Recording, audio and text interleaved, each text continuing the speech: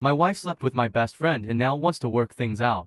I never thought too much into the overly friendliness of my wife with him. Turns out I was way wrong not to, because I was met with multiple screenshots implying they were engaged in a full-out affair. I wanted to get my proof situated before I ended up confronting my wife, because I didn't want her to have the opportunity to manipulate the situation or try to lie her way out of it. So I started to go through call logs, credit statements, etc. because I didn't know how far this actually went past the social media screenshots I saw. When the truth came out, neither of them tried to lie to me about it. I found out they were sneaking off to hotels when she was supposed to be doing doubles at work and he was supposed to be off with family. And that my friend would leave work to go see her at her job basically every day for a month, and she'd meet up with him on his lunch breaks. They were even planning a weekend at a hotel for the next weekend before the truth came out. I obviously cut ties with my friend, and honestly I have no idea what to do about my situation with my wife. Their affair ended and my wife apologized profusely, saying she just got carried away. She said that she'd felt lacking in our marriage with both of us dedicating so much time to work or other things, and that my friend was there and a nice guy. She said she let herself envy the way he treated his wife and wished she could have had that with me, but was afraid to tell me I wasn't doing enough in our marriage. So in her words, she made a mistake and that she didn't know how to end it once it started. For now we are living in the same house because realistically neither of us have the means to leave right now, as her family doesn't live here, plus the costs of renting and houses here are absurd, and on top of that we still have our children in our house, who are all still in school.